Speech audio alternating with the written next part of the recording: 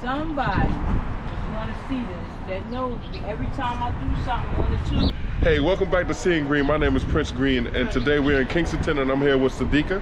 Yes. Yes, it's nice to meet you. Nice to meet you as well, Mr. Green. All right. Sadiqa. Yes. Where are you from? Well, I'm originally from New York, but I've been in Philadelphia 23 years. I rep North Philly, even though this is a part of North Philly. However, this isn't my area. Born and raised? No, I wasn't born and raised here. Again, like I said, I've been in Philadelphia 23 years. So I rep North Philly while I'm here. Okay, you rep North Philly. Okay. Yes. All right, how long have you been in the Kensington area in this type of situation? Well, I've been in the Kensington area now for a year. Okay. And I was homeless. Someone set my house on fire, and I became homeless from that situation. And as of right now, I'm in a shelter.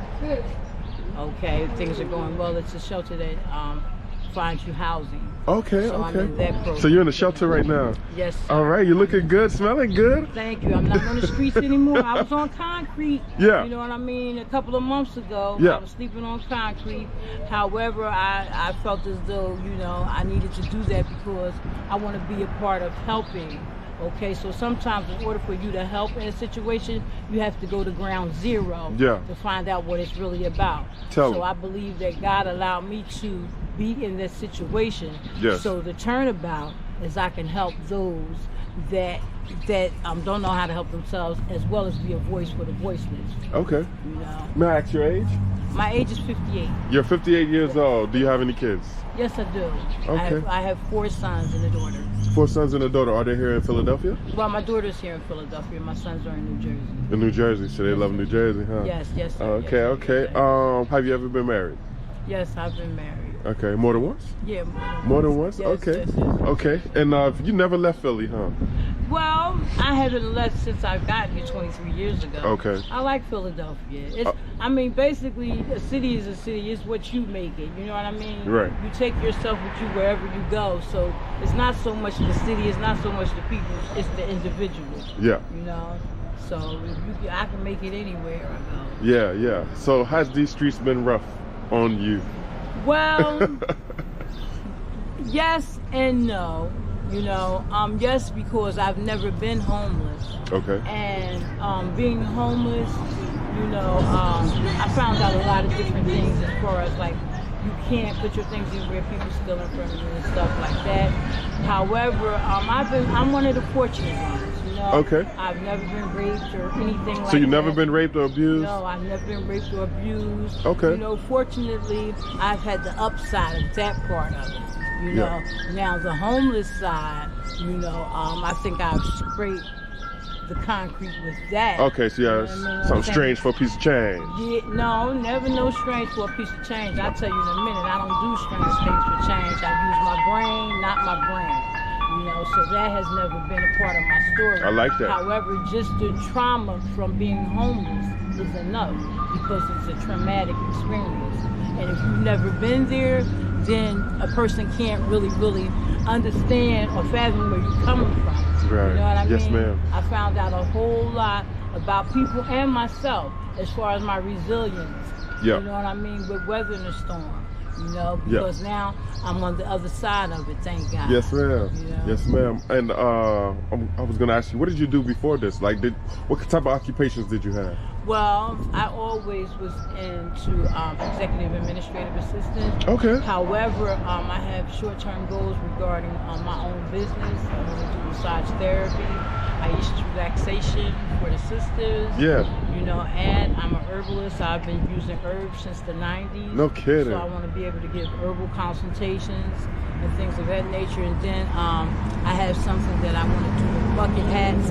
I don't want to tell that because I don't want nobody to snatch it. However, you know, soon come. Yes, you know ma'am. It's going to happen from you. You believe in manifestation? Yes. Life is a growing and changing process. All And right. I feel like that was 11 seconds ago. I'm 35 seconds into the next minute, so I can change my narrative. That is true. That is true. Yeah. So would you say that in the past you thought about a lot of bad stuff, and so that's maybe why bad things happen to you? Or you surround yourself with bad or negative people, No. energy? One thing about me, I don't surround myself around negativity. I'm all positive. I just told you my favorite mantra is, that was 11 seconds ago. I'm Okay. 35 seconds into the next minute. I can't change my narrative. Yeah. And that's what I bring to the table. Those are the people that I be around, fortunately. You know what I mean? Yeah. I don't put out bad energy, so bad energy don't come to me.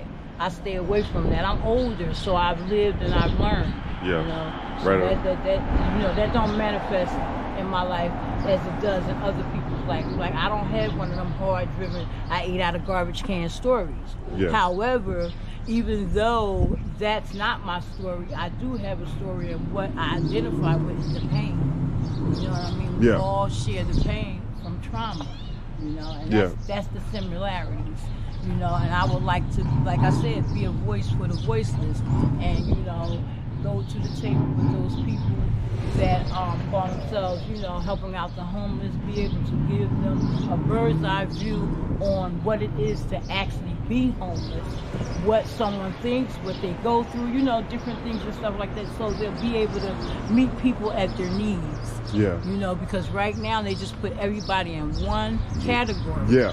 And people should be split up and be in a category. Right. So you got, what you're saying is you have homeless people, then you have drug addicts. No, I'm saying within the homeless community. Yes. There are people like, okay, some people, because they're homeless, that doesn't mean that they don't know how to be productive. Right on. Okay. I feel that. All right. Yes. Some people have become homeless and they knew what it was to have self-esteem and love, but because of the conditions of their life and what they've been through, they've lost it. So they have to be retaught. You know what I mean? We have those people, and then we have people that just never knew anything, and they have to be taught how to acclimate to life. So I'm talking about having people in place to teach people how to get back to life, get acclimated back to life, become productive, love themselves, have self-esteem, you know what I mean? Yeah. And deal with whatever trauma that happened, you know what I mean? Yes. And leave that where it is and know that they can move on in its higher heights, you know, for the future. For the You don't future. have to hold on to that bad stuff. You do. Can still smile.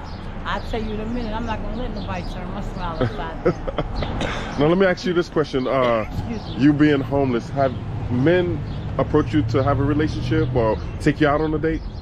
No, I'm not looking. I'm not looking for that. That's not the energy that I bring to the table because I got real problems. Now, you know, as far as I'm concerned, I'm Muslim. You know, so therefore, when it comes to putting myself on availability, no, you know, I want a husband. I want someone to come into my life and give me some relief. So you do because want a I get the- husband? Yeah, of Okay, course. right on. Of course. That's the way Okay. God made us. The male and the female go together. Yeah. You know what I mean? I'm incomplete. I need a V8. However, I'm not going through anything, just got to have, you know what I mean? Yes. You know, when it's time for it to come, it'll come. Yeah. It'll come, you know, it'll come. Right on. But there's some things that I need to do to Right. get myself ready and put in position for that. Okay. So, And you and your kid, do you and your kids communicate a lot? no, I don't communicate. It's a sad story, but I don't communicate with anyone in my family. Okay. That's the sad part of my situation. And it's not because of them. Yeah. You know what I'm saying? It's because of me. It's because I separated myself and disconnected with everyone. And to get into why that is, it would be a whole nother therapy session. So we're going to leave that. We gonna Okay. leave that where And it is. you're in the shelter, so things are moving on the up and up. Yes, Do you have yes, a cell phone? Yes. No, I don't have a cell. My cell phone was stolen from down here Yeah. some months ago, and I just never recouped and got another one because right now, that's like the least of the things that I'm worrying about. Right on. You know Right what on, I sister. mean? Yeah. Trying to acclimate myself into this place so that I can use it as a catalyst for housing. Yeah. And then see where that goes. Work, get back to work and stuff like that. Yeah. you know? Is with the shelter, do you have any? Is it overcrowded? Any issues? No, well, actually, you know, just like any neighborhood project, it's itchy wow shit that goes on, and that's what goes on in there. However, I know how to separate myself away from that because I'm not there for Yeah. that. I'm there to use that as a catalyst for my house. So I stay focused on that. Yeah. You know what I mean? Yes. You know, be respectful, stay to myself, You know, I don't get into the muck and mire. I'm not one of those that you'll catch in the community room and all of that. Yeah. You know, like me, I'm in my room reading, you know, and I come out, I take care of my business. You know, it's a few people that I deal with, you know what I mean, that I see day to day and stuff like that. I see them back in, start my day back. Oh, right real, on, man. It's real simple. I lead a real simple life.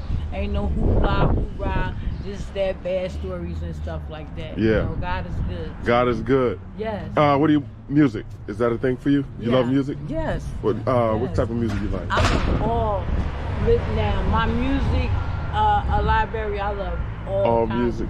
Okay. I'll even be bopping to elevator music. Okay, and the food in Philly. I know food is good in Philly. What is your thoughts on the food? Do you have a different opinion about that? Well, I cook my own food. Okay. I like home cooked food. I don't like microwavable stuff. Yeah. Okay, because for me, me in a microwave, I feel like that's one of the biggest cancer causing things. Yeah. So Processed food? I go back to back in the day with grandma, you know what I mean? Yeah. Use the car. You heat the meals up in the oven, or you heat them up, put them in a colander, put a little steam up under them and stuff Yeah. like that. Good stuff, man. Good stuff. Sadiqa, it's been a pleasure to speaking with you, man. You look wonderful. You look awesome. You look very happy, and you gave some very motivating speeches there. And I'm sure the people out there that's in your situation could appreciate that. And you're staying strong. You're motivated. Keep your head up. People that in this situation, keep your head up because things do change.